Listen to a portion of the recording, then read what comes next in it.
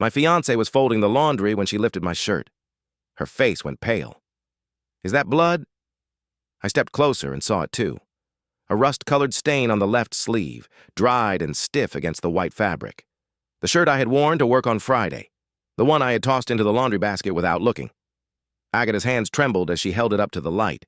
The stain was undeniable, dark, concentrated near the cuff. Smaller droplets scattered toward the elbow as if someone had shaken their hand, splattering it. "I don't know," I said, reaching for the shirt. My stomach twisted into something cold and heavy. I don't remember bleeding. I examined the fabric closely, turning it in my hands. The blood was definitely dried, probably a day or two old. I checked my arms. No cuts, no scratches, nothing that could explain it. Agatha stepped back, her expression shifting from concern to something harder to read. "Whose blood is it then?" Her voice came out quiet, controlled in a way that meant she was holding back panic. "If it's not yours, where did it come from?" I shook my head, genuinely confused. Maybe I helped someone at work? Maybe there was an accident? But even as I said it, the explanation sounded hollow. I would remember helping someone who was bleeding, wouldn't I? Agatha crossed her arms, the shirt still dangling from one hand. "You would have told me. If something happened, you would have mentioned it." She was right. We told each other everything. 5 years together, engaged for 8 months, planning our wedding for next spring. On Friday evening, I came home, kissed her hello, complained about a meeting. Nothing about blood or emergencies, nothing unusual.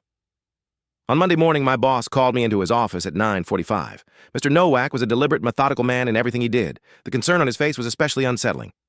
"Kowalski. Security called this morning. They asked about Friday. Is everything okay?"